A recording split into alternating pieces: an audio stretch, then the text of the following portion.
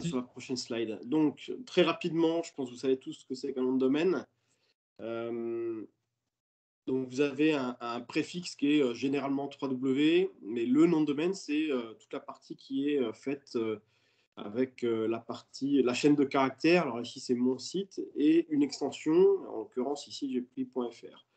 Mais vous verrez par la suite qu'on peut avoir qu'il y a un grand nombre d'extensions et de types d'extensions. Donc, avec un nom de domaine, on fait évidemment un site web, on fait des adresses mail, ça je pense que vous savez tous. On peut aussi, on l'a vu pendant pas mal d'années, puis c'est revenu assez fort avec l'arrivée des nouvelles extensions. Souvent, certains utilisent un nom de domaine comme marque. Alors, une des plus célèbres, c'était Vente Privée, qui a changé de nom, mais voilà, il y en a beaucoup qui, surtout les acteurs du digital, qui profitent d'un nom de domaine un peu sympa pour en faire une vraie marque. Alors maintenant, si on se projette un petit peu plus dans les années qui viennent, où c'est même assez, c'est déjà utilisé, mais c'est encore assez confidentiel. Le nom de domaine et le DNS en matière générale. Donc le DNS, c'est tout le système informatique qui sous-tend le nom de domaine. Il y a une association en Allemagne qui s'est créée il y a une petite poignée d'années qui s'appelle ID4Me, dans laquelle enfin, je travaille un petit peu et il y a quelques acteurs français qui sont dedans aussi. Et en fait, ID4Me, c'est un ensemble d'outils d'identité numérique. Alors, ça ressemble un petit peu. En fait, au départ, c'est fait pour essayer de trouver une alternative à Facebook Connect ou LinkedIn Connect, ces genres de choses qui sont des vrais massacres en matière de données personnelles. Et donc, ça ressemblerait un petit peu à France Connect, mais beaucoup plus abouti, puisque dans votre ID4Me, vous pouvez intégrer beaucoup plus de données, comme par exemple, je ne sais pas, votre pointure de chaussure. Et donc, quand vous connectez à un site web, vous connectez via ID4Me et vous décidez de donner à ce site web certains types d'informations. Vous les sélectionnez tout simplement. Et le jour où vous ne voulez plus rien avoir à faire avec ce site, et ben, très simplement, vous fermez l'accès ou alors vous enlevez l'accès, vous enlevez l'accès à votre pointure, vous enlevez l'accès à votre mail, etc. etc. Donc, c'est quelque chose qui est encore en train de se développer, mais qui commence à marcher très fort, notamment en Allemagne. Et enfin, rapidement, mais je ne vais pas m'étendre là-dessus, le DNS est en train de faire une percée dans le monde de l'Internet des objets. Alors, très rapidement, c'est, pour vous donner une idée, l'idée, en fait, c'est que si vous êtes, je sais pas, vous êtes une grosse société, vous avez 1 million d'objets connectés répartis à travers toutes les usines sur la planète que vous avez. C'est difficile de les gérer. Et l'idée, en fait, c'est de basculer chaque objet connecté comme si c'était un nom de domaine dans le DNS et pour pouvoir basculer, en fait, par lot ou par unité, la gestion de cet objet à, je ne sais pas, par exemple, un prestataire sur la maintenance, etc., etc. Et donc, pouvoir basculer de l'un à l'autre facilement sans avoir à aller faire gérer un paramétrage dans chaque objet. Voilà, tu peux passer à la slide suivante. Alors, voilà, là, on a vu le nom de domaine dans son ensemble et un petit peu les perspectives du DNS. Maintenant, on va rentrer dans le concret, c'est comment choisir un nom de domaine. Alors, il y a plusieurs éléments, vers la suite après. Mais d'abord, l'extension. Alors, traditionnellement, vous aviez le choix entre une poignée d'extensions. Donc, c'était les extensions de pays comme .fr, .de en Allemagne, IT en Italie, etc., etc., avec des extensions qui étaient plus ou moins accessibles. Et puis, vous aviez aussi les extensions dites legacy, donc très connues comme .com, .net, .org, .biz, .info, etc., .tel. Ça, c'est les extensions traditionnelles. Après, vous aviez des extensions qui ont été un petit peu sorties de leur contexte, comme le .tv, qui n'est pas une extension faite pour les télévisions ou de la vidéo, c'est des îles Tuvalu. Donc, c'est une extension dite de pays, mais qui a été utilisée pour autre chose. Et enfin, ensuite, depuis quelques années, sont arrivées sur le marché les nouvelles extensions. Voilà, merci Jean-Marc. Alors, les nouvelles extensions, elles sont arrivées à partir de 2014 dans la racine Internet et donc dans le champ commercial des noms de domaine. Mais ça a été décidé il y a fort longtemps. C'est des travaux qui ont été très, très, très longs. Ça a été mené par l'ICANN. L'ICANN, c'est l'instance de régulation on va dire d'Internet pour simplifier, mais qui traite surtout la partie nom de domaine et adressage IP. Donc l'ICANN a travaillé pendant pas mal d'années à ouvrir la possibilité à des acteurs privés, publics, n'importe, mais de créer des extensions comme c'est ce qu'on a fait pour le point Alsace. Donc là, va dire, la préparation de tout ça, ça a duré plusieurs années, ça a été long. En 2012, l'ICANN a ouvert la possibilité de déposer des dossiers. Donc, c'était une petite session. Hein, ils l'ont ouverte début janvier et elle s'est refermée mi-avril. Donc, pendant cette période-là, il fallait déposer son dossier à l'ICANN. Donc, un dossier, évidemment, sur le point Alsace, par exemple, on a mis à peu près 4 mois pour le rédiger. Ça a été très, très, très court parce que c'est des très gros dossiers. Nos confrères bretons, par exemple, ont travaillé 3 ans sur le dossier. Pareil pour les Parisiens, ils ont travaillé 5 ans dessus. Voilà, donc il y a des dossiers qui étaient plus ou moins gros et plus ou moins longs à mettre en œuvre. Donc tout le monde a déposé son dossier en 2012. S'en sont suivis des réunions, des discussions et des études sur chaque dossier, sur les parties juridiques, techniques, financières, etc. Et finalement, les contrats de chaque extension ont été signés avec l'ICANN à partir de 2013. Les premières sont arrivées en 2014. Donc, les extensions que vous avez maintenant sur le marché sont un petit peu différentes de celles dont on parlait avant, .fr, .com ou autres, puisqu'on a, nous, un contrat avec l'ICANN. Le .fr, par exemple, la FNIC, qui est la structure qui gère .fr, n'a pas de contrat avec l'ICANN parce que le .fr existait avant l'ICANN. Nous, on a un contrat qui est assez serré et qui nous contraint sur la partie distribution. Donc, moi, je n'ai pas le droit, par exemple, en point Alsace, de signer un contrat de distribution avec une agence web locale si cette agence web n'a pas elle-même un contrat avec l'ICANN. Or, en France, elles sont assez. Il n'y en a pas beaucoup des entreprises qui sont accréditées à ICANN sur la partie distribution. Il y a OVH, il y a Gandhi, il y a Orange, Nordnet, enfin, il y en a une petite poignée, mais en tout cas, il n'y en a pas en Alsace. Voilà un petit peu certaines des contraintes. Alors, on trouve dans ces extensions beaucoup, beaucoup de choses, puisqu'il y a eu quasiment 2000 dossiers déposés, ce qui est énorme. Hein, c'était largement plus que ce qu'attendait l'ICANN. Donc, on a d'abord, et c'est la plus grosse partie, c'est les extensions dites génériques. On en verra quelques-unes un petit peu plus tard. Donc, on trouve des trucs intéressants, des trucs tordus, des trucs qui n'ont aucun intérêt. Enfin, il y a un petit peu de tout. Donc ça va du point XYZ qui veut rien dire à un point club qui a été très très bien monté et qui marche très très bien, à un point théâtre qui n'a pas trouvé son public, ou un point ninja qui marche très bien dans le monde des geeks, entre guillemets. Voilà, donc il y a vraiment un peu de tout. C'est généralement des extensions qui appartiennent à des startups ou alors des grosses sociétés qui ont déposé plusieurs dossiers d'extension. Voilà, on verra un petit peu après les Google et compagnie qui se sont aussi mêlés à la bagarre dans ces nouvelles extensions. Il y a, au-delà du point Alsace, il y a d'autres extensions dites géographiques. Donc, en France, il y a les Bretons avec point BZH, les Corses avec point Corsica, il y a point Paris et point Alsace. Et sur la planète, on a à peu près 70 à avoir créé une extension géographique, donc point Berlin, point New York, enfin point NYC pour New York, point Munich, point Tokyo, etc., etc. Ensuite, il y a une autre catégorie ils sont assez nombreux, c'est ce qu'on appelle les corps TLD, donc c'est les grandes entreprises qui ont déposé leur nom. Alors, vous en voyez déjà certains, parce qu'il y a des usages qui ont été mis en œuvre, BNP Paribas, avec le point BNP Paribas. Si vous êtes client chez eux, pour accéder à votre compte, c'est www.mabank.bnp Paribas. Leclerc aussi a beaucoup travaillé sur son extension. Il y a SNCF aussi, puisque si vous voulez réserver un billet de train, il faudra aller sur oui.sncf, etc., etc. Donc, c'est des extensions de marque. Ils ne commercialisent pas de nom de domaine. Vous ne pourrez pas acheter de nom de domaine chez eux. C'est vraiment un usage privé. Alors, petite aparté, il y a une entreprise alsacienne qui s'est lancée là-dedans. Alors, je ne suis pas innocent puisque c'était mon client et je les ai aidés à monter le projet. C'est le groupe Schmitt qui a déposé point Schmitt et point Cuisinella. Voilà. Il y a ensuite c'est des petits sous-groupes, c'est ce qu'on appelle les IDN. C'est comme vous voyez, c'est des extensions qui sont faites avec des caractères cyrilliques, chinois, etc., etc. Et enfin, les extensions communautaires, il y en a très peu. C'est des extensions qui reposent sur des communautés comme le point Kiwi. Voilà. Alors, on va continuer sur comment choisir une extension. Maintenant, on a vu qu'il y avait un grand nombre d'extensions disponibles, très différentes les unes des autres. Il y a un certain nombre d'elles auxquelles il faut porter une attention toute particulière parce que vous pourriez avoir quelques déconvenues.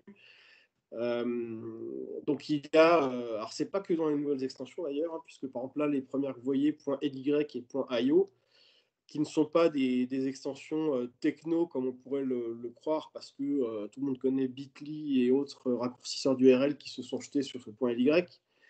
Ben non, ly c'est la Libye. Alors en matière de registre instable, on fait pas beaucoup mieux.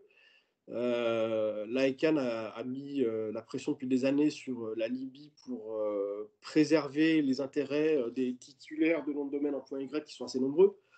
Donc, puisque à un moment, il était question que le registre libyen applique la charia, et donc en gros, tous ceux qui avaient des .ly qui étaient non libyens, non musulmans auraient dû sauter du jour au lendemain.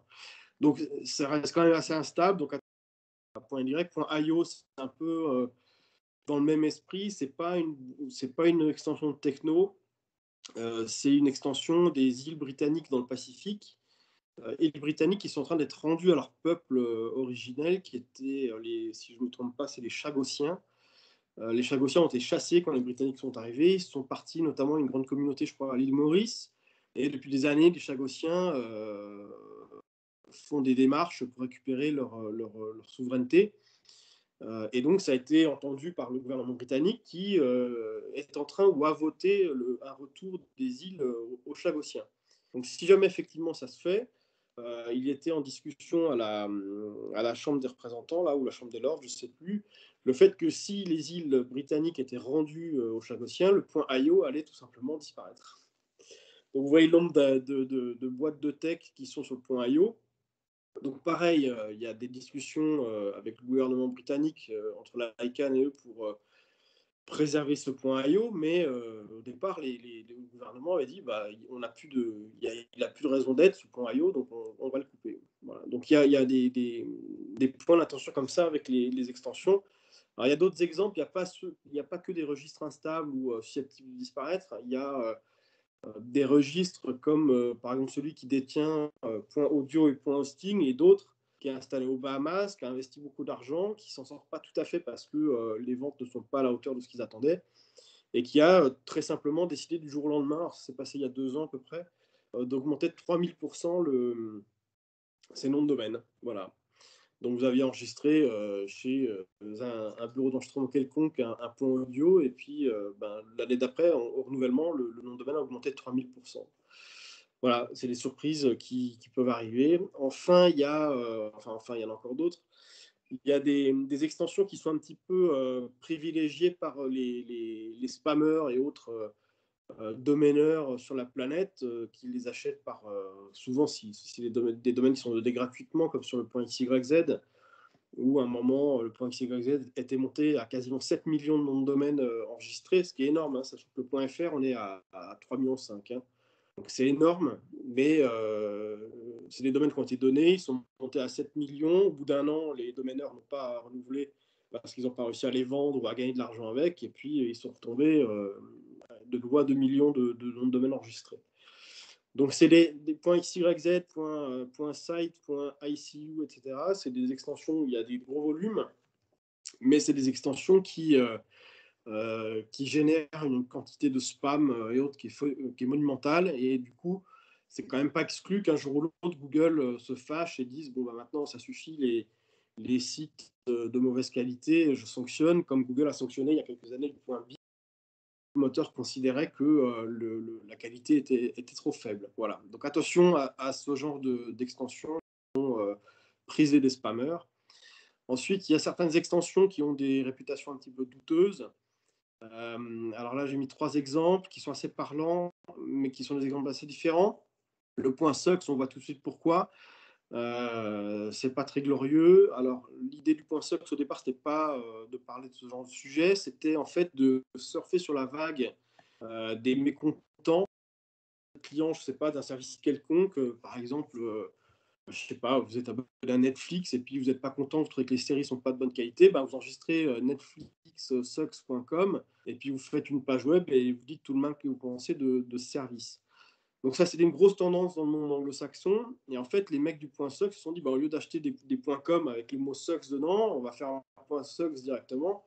Mais l'idée, c'est pas de vous vendre à vous qui n'êtes pas content d'un service un nom de domaine en .sox, c'est de racketter les marques qui vont toutes enregistrer leur .sox pour éviter de se retrouver avec des sites web qui pullulent. Voilà. Donc moi j'appelle ça plus du racket qu'autre chose, mais bon, ça a été validé et le .sox existe.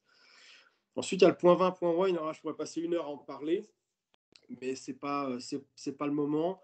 C'est une extension qui a été montée par une très grosse entreprise soutenue par des gros fonds d'investissement qui est installée dans un paradis fiscal et qui très simplement a dit ben, moi je vais faire du .20.wine. Et puis, s'il y a un Chinois qui veut enregistrer Saint-Émilion.wine, je lui vends, tant qu'il paye cher, je le vends. Donc en gros, ils ont clairement dit, annoncé la couleur en disant les AOC, les appellations, les châteaux, les machins, on n'en a rien à faire. Ça ne nous intéresse pas. Nous, ce qu'on veut, c'est vendre des domaines et les vendre cher. Et donc, du coup, aucun respect du terroir, du patrimoine, du vin mondial. Ça a donné lieu à une grosse tension en 2012-2013. C'est monté à l'époque jusqu'au président Hollande carrément, mais c'est Axel Lemaire, l'ancienne secrétaire d'État au numérique, qui avait le dossier en main. Donc il y a eu des discussions, il y a eu une négociation qui était, à mon sens, mais bon, voilà, on ne refait pas l'histoire, mais absurde, puisque ils ont fini par trouver un accord, ils ont bloqué des domaines, mais ils ont bloqué pendant 1 an ou 2 peut-être. Et puis ils ont bloqué une liste de domaines qui n'avaient aucun sens, puisque par exemple, sur les grands crus alsaciens, au lieu de bloquer Käferkopf.20 ou .wine, c'était le nom de domaine bloqué, c'était AOC Alsace Grand Cru Käferkopf.20 ou .wine, donc autant dire un nom de domaine qui n'intéresse personne.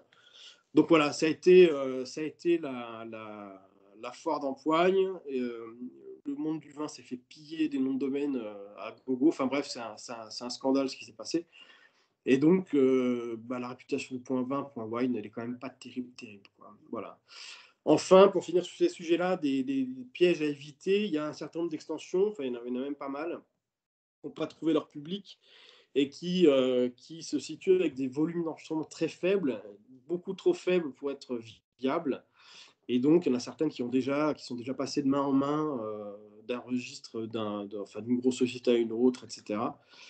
Donc potentiellement perturbations sur les prix, sur la technique, sur la techno. Bon bref, c'est délicat, donc attention aux trop petites extensions. Voilà pour les pièges. On va passer à la slide suivante.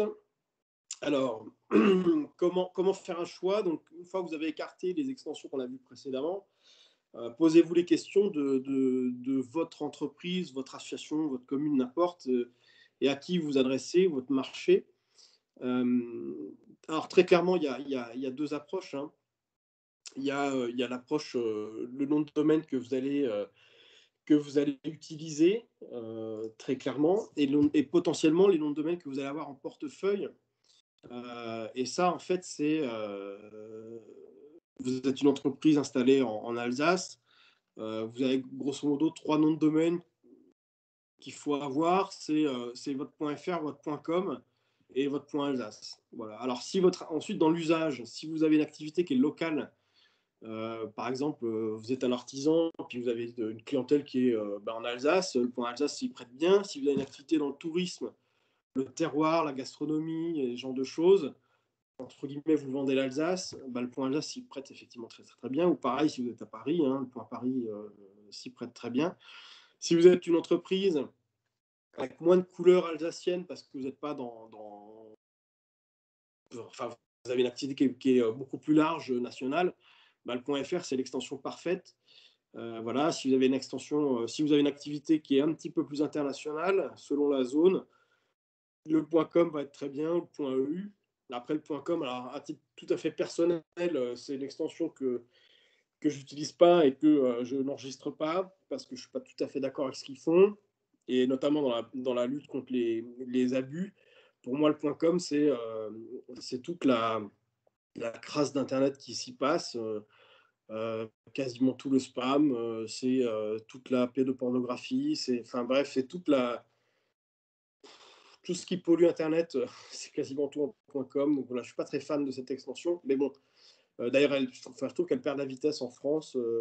Les entreprises et autres ont plutôt tendance à communiquer avec du .fr qui colle un petit peu plus avec la tendance du moment qui est un petit peu plus locale. Voilà. Donc c'est vrai que les points BZH, les points Paris, les points Alsace, ça progresse pas mal parce que ça trouve un public. Il y a aussi une problématique sur .com hein, qui est à la base de la réflexion de l'ICANN dans les années 2008-2012. C'est que le point .com arrive tout doucement à saturation. C'est difficile de trouver des noms de domaine disponibles. Le second marché a explosé, donc si vous ne trouvez pas le nom de domaine qui vous va en .com, vous basculez sur du .u, du .fr, ou alors si vous avez une activité locale, du .alsace. Voilà, enfin, si vous avez une activité associative ou alors sans but lucratif ou autre, le .org est tout à fait intéressant. Et puis pour finir, si vous êtes du pur e-commerce, moi j'aime bien le point shop, c'est des Japonais qui travaillent très bien, ou le point store, pourquoi pas, qui marche pas mal. Voilà, ça peut être intéressant, mais c'est vrai que c'est beaucoup plus typé anglo-saxon. Sur une clientèle française, ça prendra plus difficilement. Voilà. Voilà pour le choix de l'extension. Alors, la page suivante, s'il te plaît, Jean-Marc.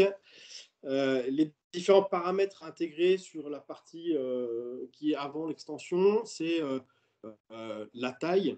Alors, quand on avait monté le dossier Point Alsace en 2011-2012, on avait fait une étude et on avait, je crois, à peu près 10-12 000 noms de domaine en .fr et .com qui contenaient le mot Alsace. Donc c'est énorme, hein, c'est vraiment important. Donc très clairement, pour quelqu'un qui aujourd'hui a un nom de domaine qui contient le mot Alsace, il a moyen de le raccourcir un petit peu, puisque là l'exemple est assez parlant. Voilà, donc c'est un moyen. Donc n'allez pas sur des choses trop longues. Un mot, deux mots, trois mots, ça commence à faire un petit peu long. Alors ensuite, vous avez plusieurs mots avec ou sans tiret. Moi, j'ai pas de religion. Je voudrais parler avec des grands experts du référencement qui vous auront sans doute un avis un peu plus tranché. Et encore, je suis pas sûr. Mais voilà, moi, j'ai pas de religion. La seule chose, j'aurais tendance à choisir sans tiret. Parce que si quelqu'un tape votre nom de domaine sur un mobile, c'est plus pénible d'aller mettre un tiret que sans. Voilà. Donc c'est juste ma petite note sur la partie tiret sans tiret. Enfin, essayez de trouver un nom de domaine qui ne soit pas trop compliqué pour d'éventuels étrangers, notamment si vous travaillez sur le volet tourisme. Vous risquez d'avoir des Allemands, des Hollandais ou autres. Et enfin, dans le choix du mot que vous allez choisir, alors vous allez aller plutôt vers le nom de votre marque, de votre entreprise. Voilà, si vous êtes une entreprise locale. Mais c'est vrai que l'opportunité d'enregistrer un terme générique dans un nom de domaine peut s'entendre. Je prenais tout à l'heure l'exemple de vente privée, c'est un bon exemple, hein, c'est les termes génériques. Ça permet potentiellement d'avoir un nom de domaine qui est peut-être plus facile à communiquer, à enregistrer pour vos clients. Et c'est vrai qu'il y a une notion de référencement qui peut être intéressante à jouer avec un joli nom générique, c'est toujours intéressant. Et c'est un nom de domaine qui aura forcément une valeur assez intéressante dans une éventuelle dans le cadre de revente de société ou du nom de domaine. Un terme générique, c'est toujours appréciable. Voilà.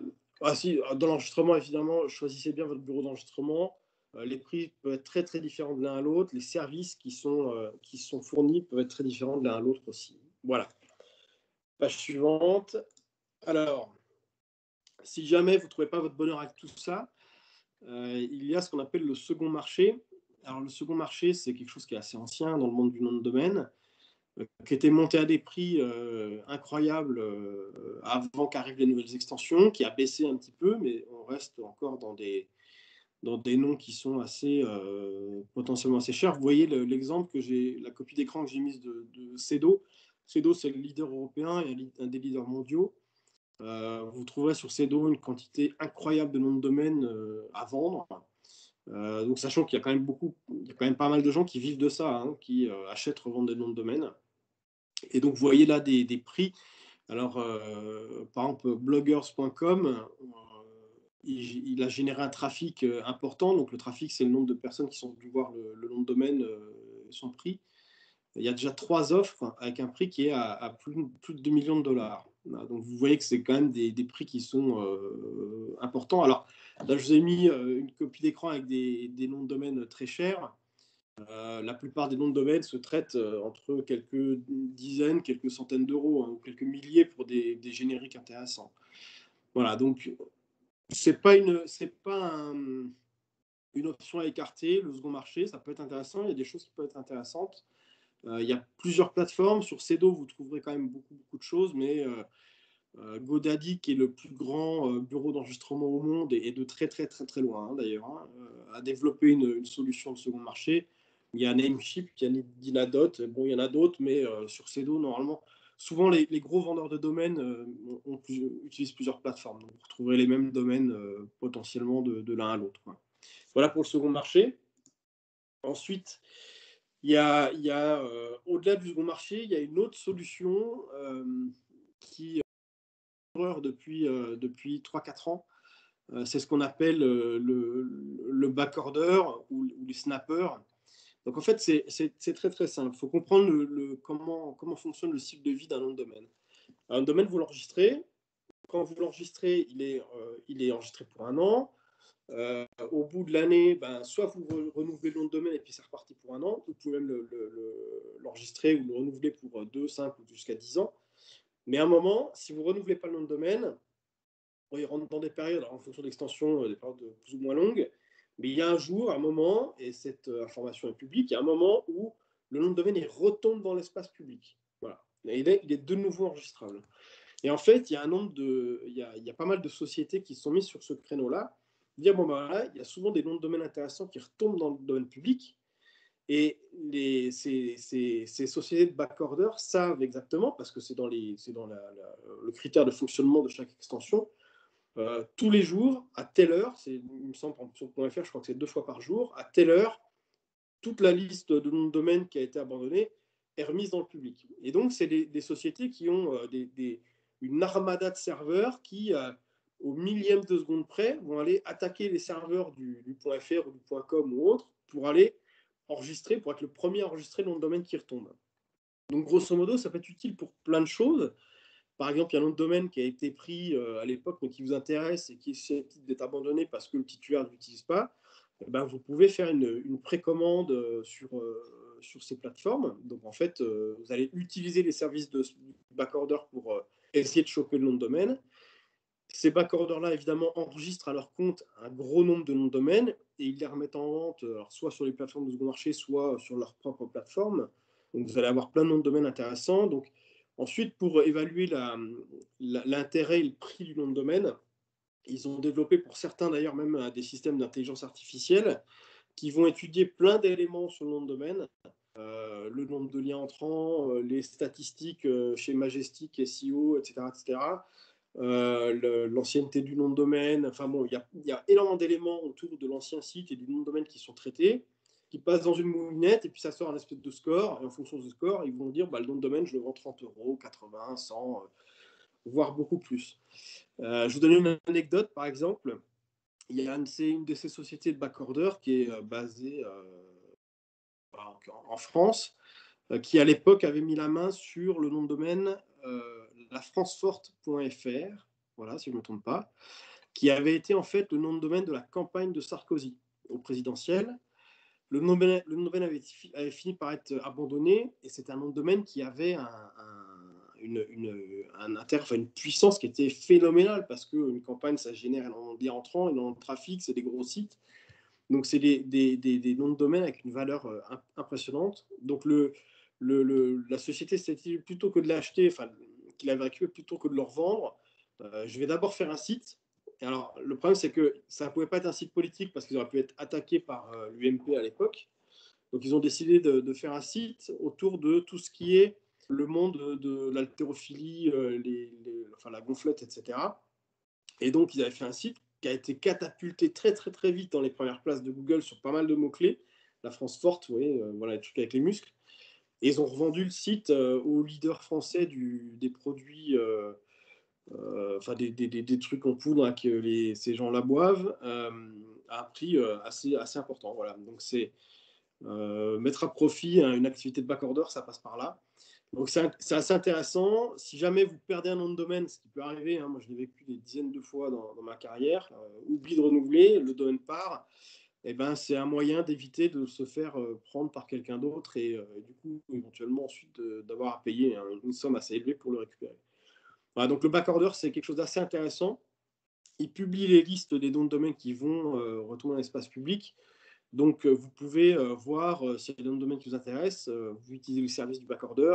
Des fois, ça coûte 10-20 euros. Hein, ce n'est pas forcément très, très cher. Et ça permet de trouver un nom de domaine assez intéressant. Voilà pour les snappers. On va passer à la page suivante. Alors, bon, j'ai déjà un petit peu dit sur la partie portefeuille.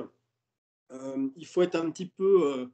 Faut pas considérer que bon, bah, j'ai acheté un nom de domaine, j'ai fait un site et puis tout est bon.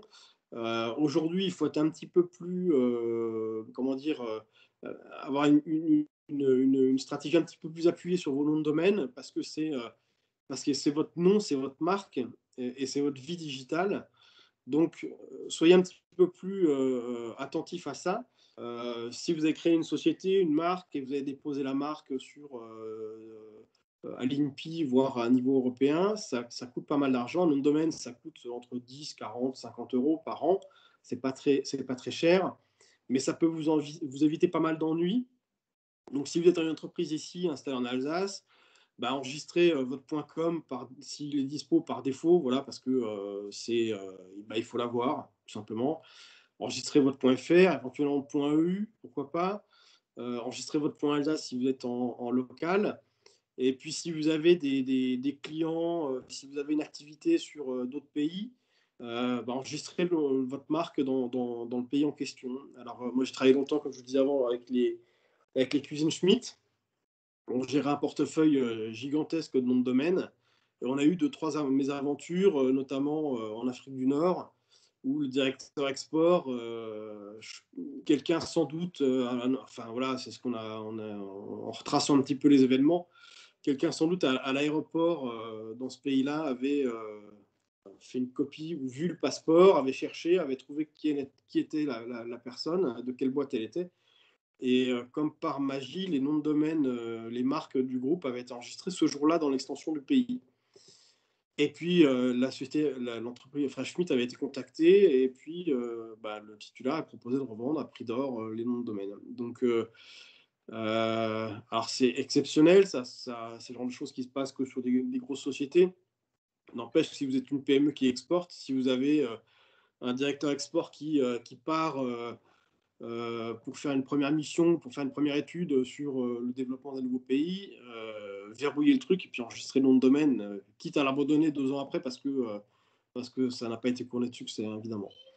Voilà, donc ayez une démarche de gestion de portefeuille. Voilà, si vous êtes une petite société, je sais pas, dans le tourisme, 3-4 noms de domaine, c'est très bien, ça permet de protéger votre nom. Souvent, j'ai vu dans le tourisme, justement, alors on a souvent en Alsace, enfin, sur toute la France, pas mal d'hôtels ou de restaurants qui ont les mêmes noms. Donc, ça peut donner lieu à des choses qui font sourire parce que quelqu'un qui allait sur le site du restaurant et puis qui a réservé, qui s'est rendu compte qu'en fait, c'était pas celui qu'il voulait, il était tombé sur un autre. Enfin, bref. Donc, si vous appelez Cheval Blanc, typiquement, vous êtes sûr que vous n'êtes pas le seul. Essayez d'enregistrer le plus possible Cheval Blanc avec ou sans tiret en .fr, en .com, en .alsace si vous êtes en Alsace, et au moins vous êtes tranquille chez vous. Vous n'êtes pas vous faire chatouiller avec d'autres entreprises qui ont le même nom qui viendraient perturber votre communication. Voilà. Enfin, sur les domaines génériques, j'en ai déjà un petit peu parlé avant, soyez opportunistes. Il y a des bonnes affaires à faire dans toutes les extensions d'ailleurs pour protéger votre. Voilà. Si vous fabriquez, je donne un exemple, quelqu'un qui fabrique des spätzle en Alsace, spätzle.alsace, c'est le domaine à avoir. Voilà. Alors, il a déjà été pris par un fabricant de spätzle. Mais typiquement, voilà, c'est le genre de démarche qu'il faut avoir. Alors, on passe à la prochaine slide. Je vais essayer d'accélérer un petit peu. Donc, il y a des outils qui vous permettent de protéger votre marque. Alors bon, ça s'adresse plutôt à des entreprises un peu plus grosses, évidemment. Il y en a une qui s'appelle la TMCH, Trademark Clearing House. Donc, ça marche pour les nouvelles extensions. Et apparemment, dernièrement, ça vient de sortir hier, le .com aurait été interfacé avec TMCH. Donc, à l'époque, ça donnait une priorité d'enregistrement dans les nouvelles extensions. Donc, quand on a lancé le point Alsace, on avait 2 mois de lancement pendant lesquels les gens qui avaient leur marque enregistrée dans cette TMCH, alors pour y être, il faut prouver un dépôt INPI ou d'un registre d'un autre pays. Hein. Il faut avoir une marque déposée. Et on s'enregistre dans cette TMCH, ça coûte un petit peu chaque année, mais ça donnait une priorité. Vous pouviez être le premier enregistré dans le domaine en point Alsace devant tout le monde. L'intérêt aussi, c'est qu'au jour d'aujourd'hui, quand quelqu'un enregistre un nom de domaine dans n'importe quelle extension nouvelle qui contient votre marque, ça fait bip bip, vous êtes averti et vous pouvez éventuellement agir. Voilà. Donc ça, c'est quelque chose qui est assez intéressant pour les grosses marques qui sont plutôt internationales. Hein. Sinon, autant enregistrer les 3 domaines qui vont et puis c'est très bien. Ensuite, il y a d'autres outils qui ont été créés. Par exemple, par la société Donuts qui gère aujourd'hui 240, peut-être un peu plus, extensions, dont les .20, .wine, mais aussi .guru, .ninja, des trucs comme ça. Donc eux ont dit, bon ben voilà, on va proposer aux marques de déposer à l'identique ou au contenant votre extension. Donc si vous appelez Danone, vous pouvez acheter dans leur système qui s'appelle DPML, vous pouvez acheter, dire, bon voilà, je veux que le mot Danone soit bloqué dans toutes vos extensions. Voilà, tout simplement. Bon, ça coûte assez cher. Hein. Voilà, c'est des solutions de protection qui ont été montées ces derniers temps. On va passer à la slide suivante. Voilà.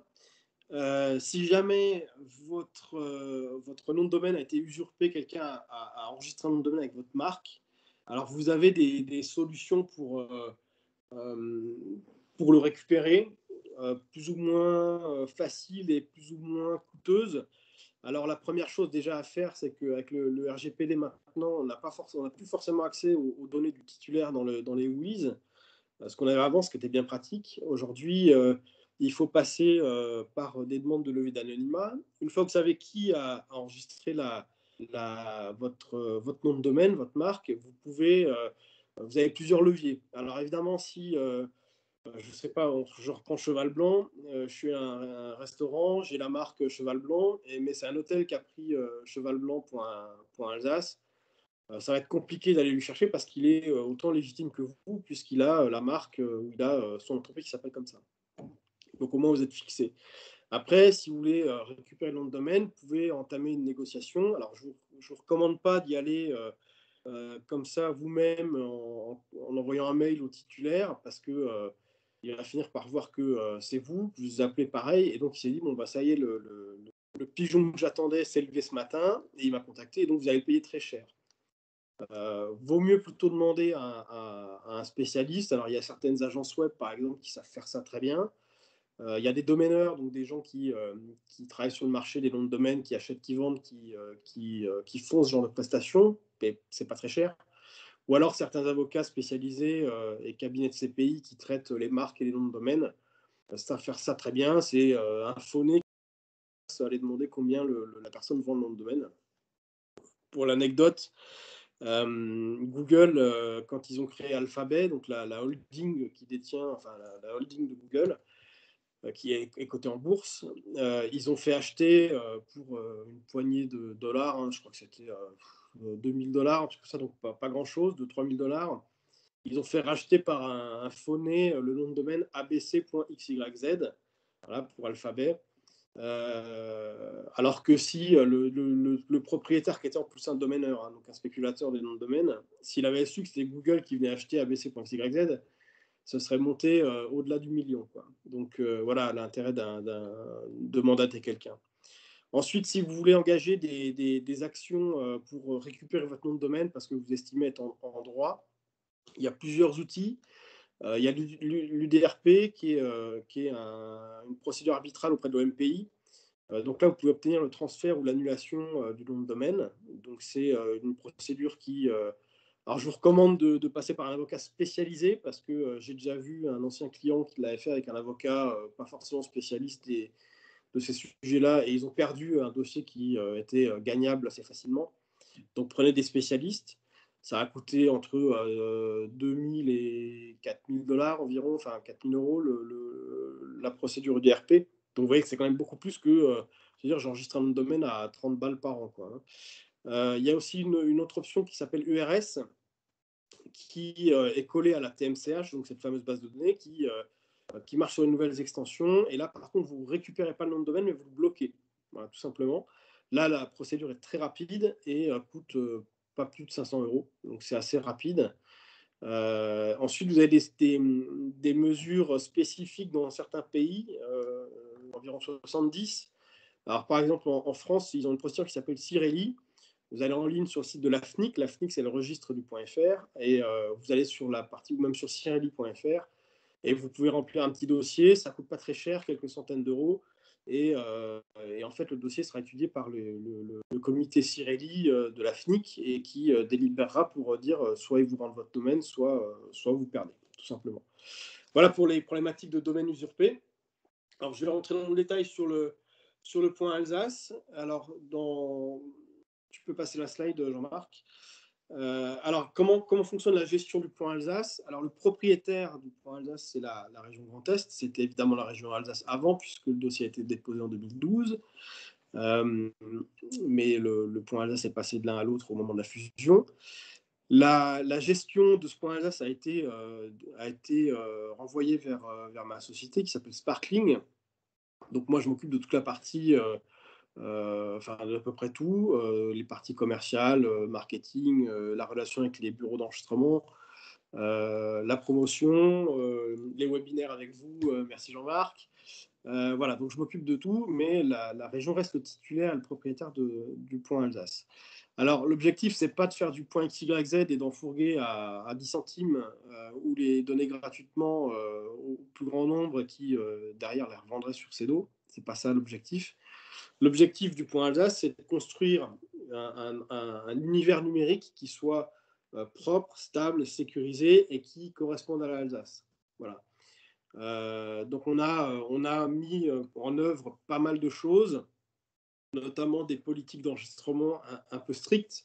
C'est-à-dire que si demain j'ai un Chinois qui enregistre Riesling.alsace, je peux mettre en avant mes politiques d'enregistrement et lui enlever le nom de domaine s'il n'est pas susceptible de me démontrer qu'il a une adresse en Alsace, par exemple. Voilà.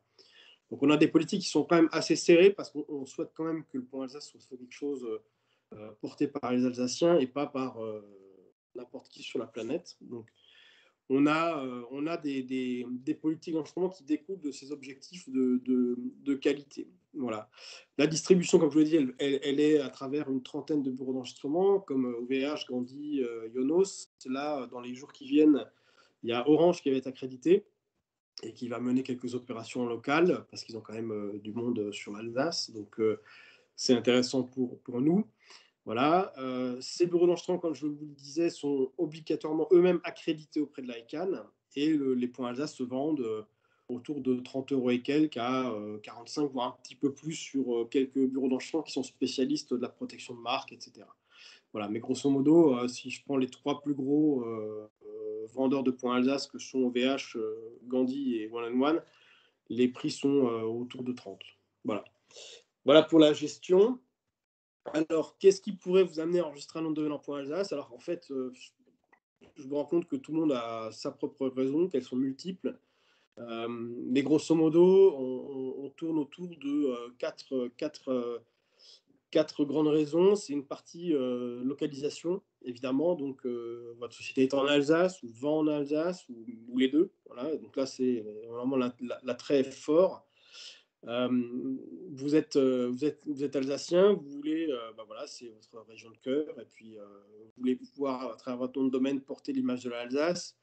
Vous travaillez dans tout ce qui est l'imaginaire, le terroir, la culture, le tourisme, le patrimoine, etc. Bon, là, on est parfaitement dans raccord avec cette idée de point Alsace. Et puis, ou alors, si vous voulez jouer sur l'affect avec les Alsaciens, ça marche aussi. Évidemment, on a un nombre important de noms de domaines enregistrés qui sont simplement des stratégies de portefeuille. Voilà, c'est pas ce qui nous intéresse le plus, mais il y en a, et puis c'est tant mieux, c'est très bien. Et enfin, il y a pas mal de noms de domaines qui sont enregistrés par des locaux, mais par des des opportunistes, donc qui profitent d'une disponibilité assez forte. Donc, quand c'est difficile de trouver un nom de domaine en .com, voire même en .fr, en .alsace, vous le trouverez très probablement. Il y a des noms de domaines génériques encore disponibles qui sont intéressants. Et puis surtout, c'est potentiellement un bon moyen de se différencier un petit peu de la communication mainstream, de marquer les esprits. On a remarqué que les noms de domaine en .alsace, les gens s'en souvenaient plus facilement parce que c'était un bon clin d'œil. Et puis enfin, pas mal de plus en plus d'ailleurs d'entreprises ou structures locales qui prennent un point Alsace pour une opération spécifique de marketing ou autre. Voilà, alors par exemple, alors c'est pas du ponctuel, c'est du long terme, mais par exemple la route des vins vient de mettre en ligne son nouveau site qui est très beau d'ailleurs, je vous invite à aller le voir, qui est maintenant en point Alsace. Enfin, il y a une option en SEO. Alors, on a beaucoup travaillé notamment avec Jean-Marc, qui est derrière son écran et ça doit le faire sourire, avec quelqu'un qui s'appelle Olivier Andrieux, que vous devez sans doute connaître, qui a fait 2 études coup sur coup en 2016 et en 2017. Pas rentrer dans le détail maintenant parce qu'il ne nous reste que 10 minutes et j'ai encore plein de choses à vous dire. Mais il avait décelé que quand quelqu'un faisait une recherche avec le mot Alsace, bah, les sites en Alsace poussaient un petit peu plus que les autres. Voilà. Enfin, élément important, mais surtout pour moi, c'est de démontrer que ce point Alsace, c'est une zone qui est stable, respectable et fiable. Voilà, parce que il y a un usage, il y a l'image du territoire, et c'est un petit peu la synthèse de tout ce que je vous ai dit avant. Et évidemment, ensuite, le point Alsace, il a été décidé à un moment où la région travaille sur la marque, donc il y a une corrélation forte avec la marque. Voilà, on va passer sur la slide d'après. Donc les politiques du point Alsace, je vous en ai déjà un petit peu parlé avant. Donc on a effectivement des restrictions d'enregistrement, on a des noms de domaine qu'on a volontairement bloqués, donc que les gens ne peuvent pas enregistrer, pour la raison qui est évidente, c'est que, par exemple, Hôtel.Alsace, on ne souhaitait pas que le nom de domaine soit enregistré. Alors, vous ne faites pas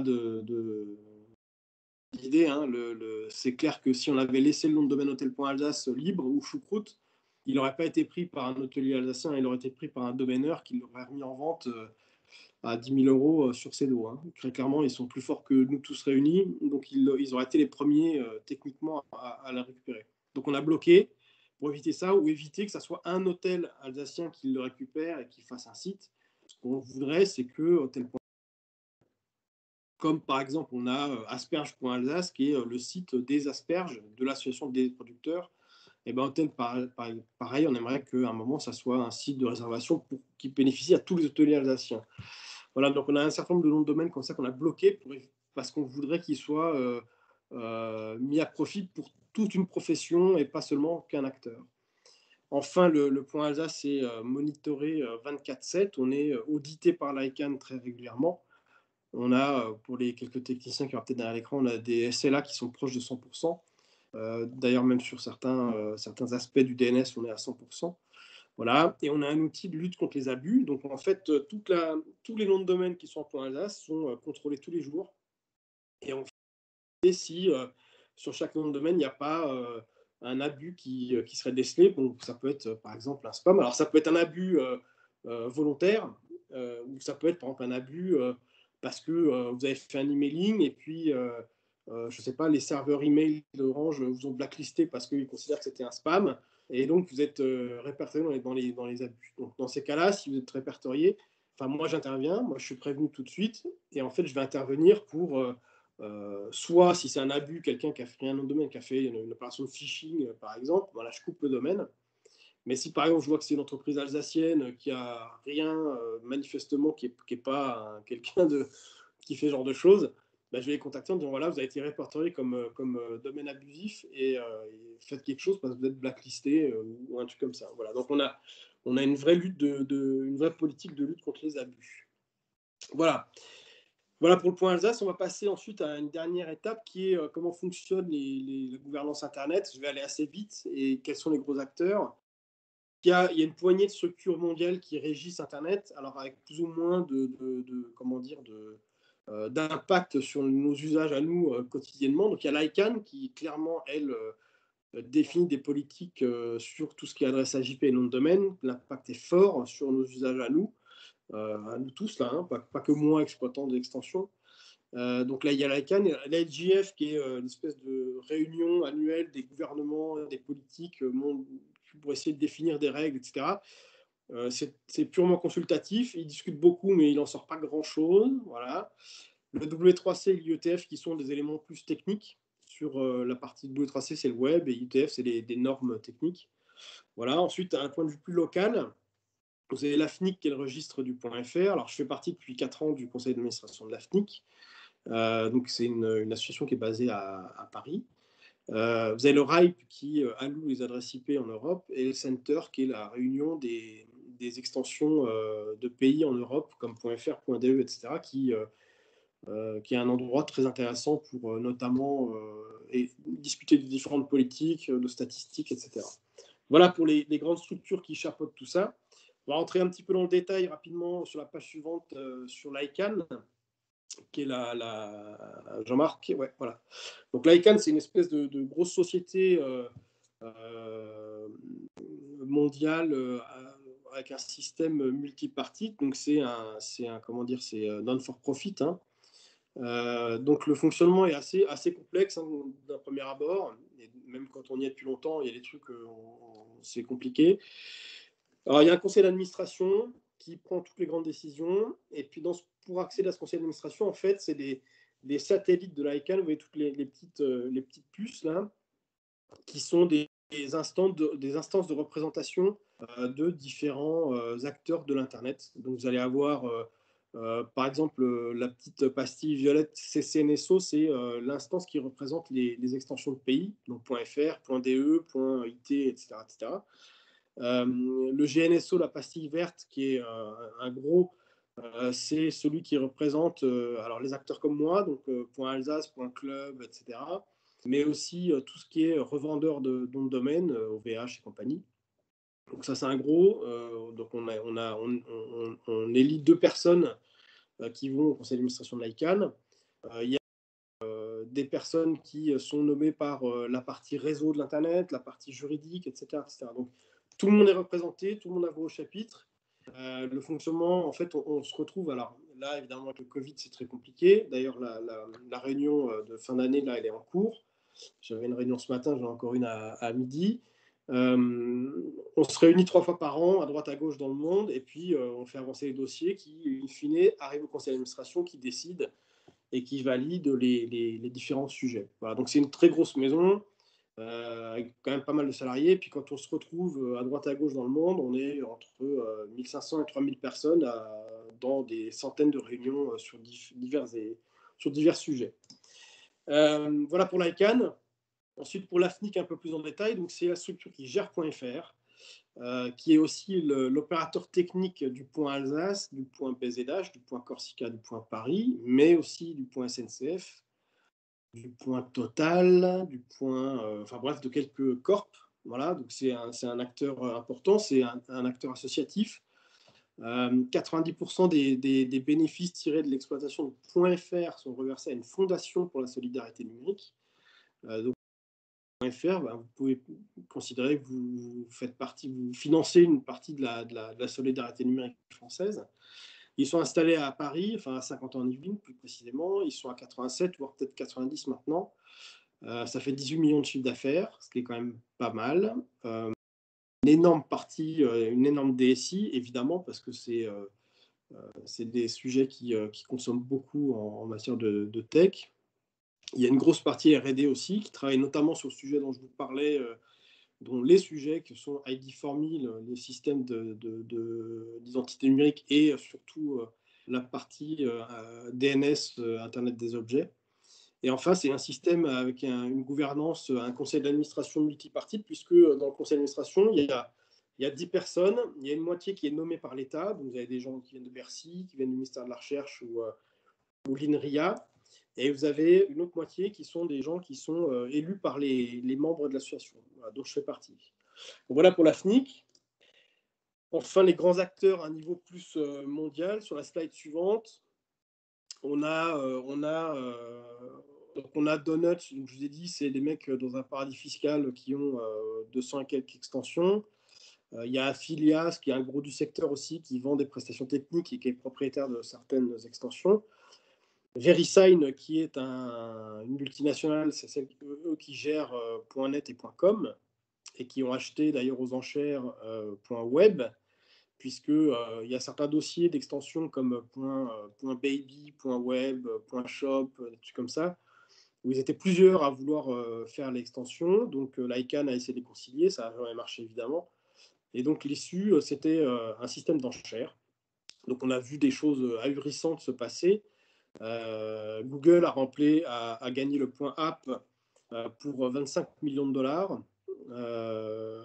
Les Japonais ont gagné le point shop pour 41,5 millions de dollars.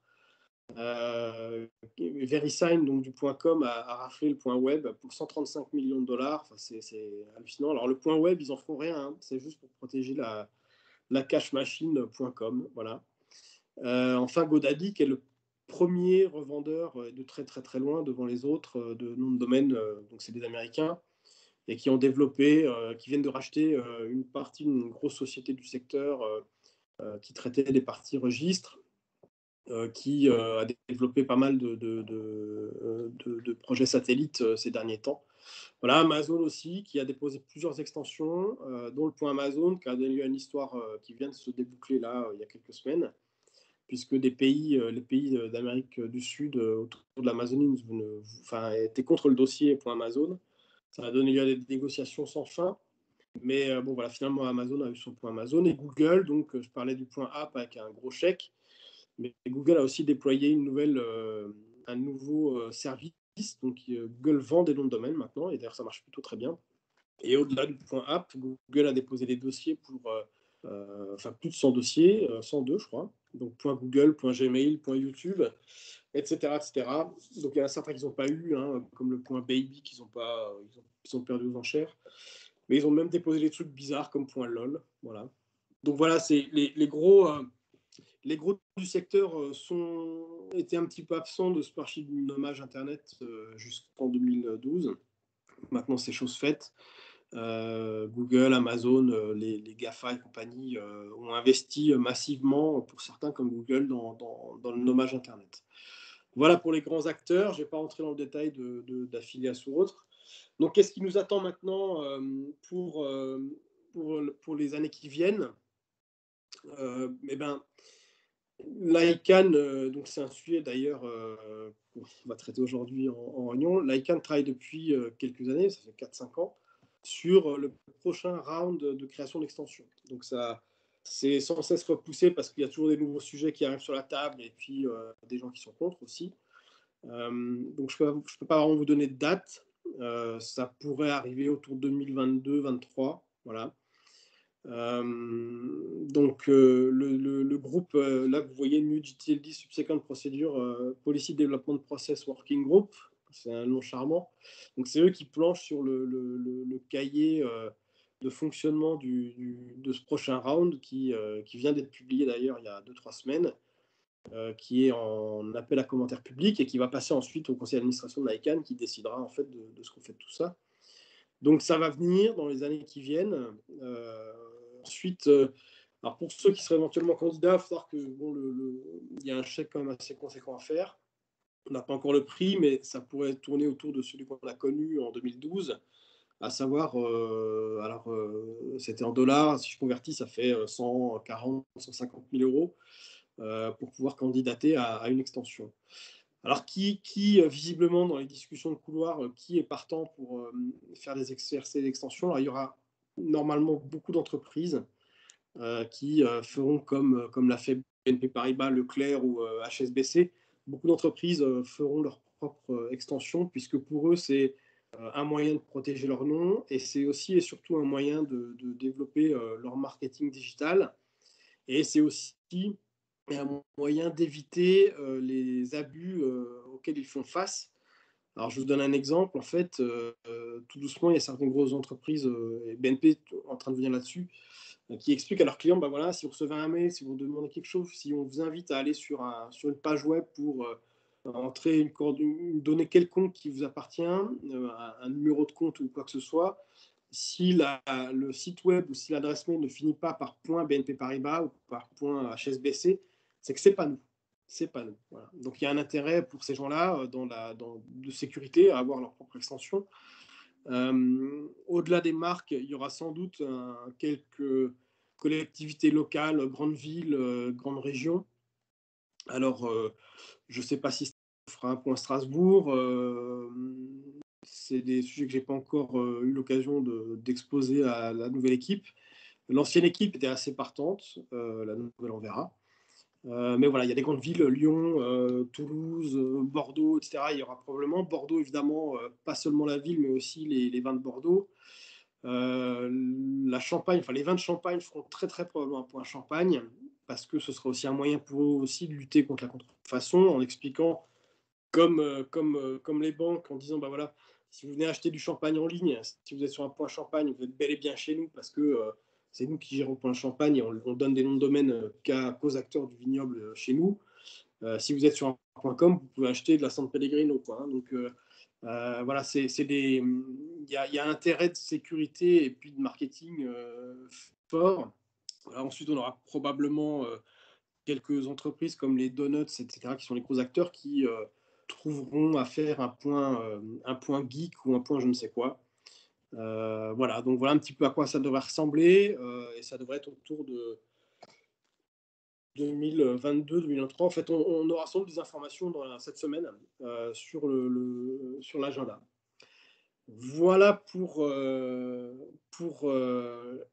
ce point rapide. Alors, je fais à peu près le même exposé à des étudiants à l'EM, je mets 4 heures. Donc, je suis désolé d'avoir fait ça un peu à marche forcée. Je fais beaucoup d'informations. Si vous avez des questions, je suis à votre disposition. Si vous avez des questions ou autres sur le point Alsace, n'hésitez pas à m'appeler ou à me faire un mail. Voilà, si vous avez des questions, je suis On a des questions on a des questions dans le chat. Je ne sais pas si tu l'as. Alors attends, je viens. Alors, on en a. Est-ce que le point boutique existe? C'est Karim. Bonne question. Je vais te Point dire shop, je tout de pense. suite. Point Il y a boutique. point shop, il y a point store. Point boutique, je crois pas. Attends, je vais aller dans ma base de données là.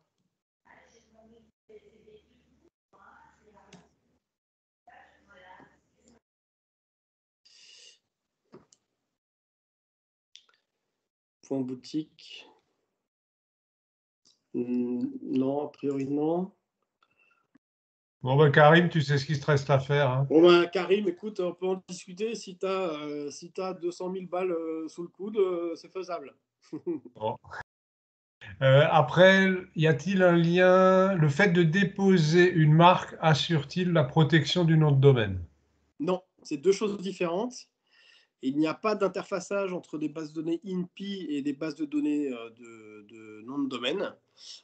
Si vous déposez une marque à l'INPI, ça vous assure d'une certaine manière, mais pas complètement, hein, sur le fait d'être protégé.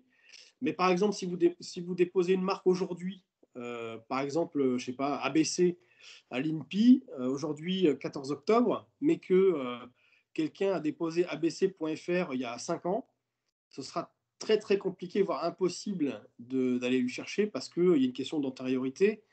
Et pour peu que la personne qui l'a déposé n'ait pas la marque, mais la société s'appelle ABC SARL, c'est foutu. Donc non, la marque ne garantit en rien sur les noms de domaine. Ça peut vous aider dans la récupération, mais sans aucune garantie. Et y a-t-il un lien entre la marque Alsace et le point Alsace? Alors, il y avait un lien très fort jusqu'à il y a peu, puisque la marque Alsace et le point Alsace étaient gérés au même endroit, à savoir l'agence d'attractivité d'Alsace. C'est plus le cas puisque la marque est partie à l'Adira et le point Alsace maintenant est parti chez Sparkling. Donc, il n'y a plus de lien de proximité comme il y avait avant. Après, il reste un lien parce que on collabore et on fait des choses ensemble.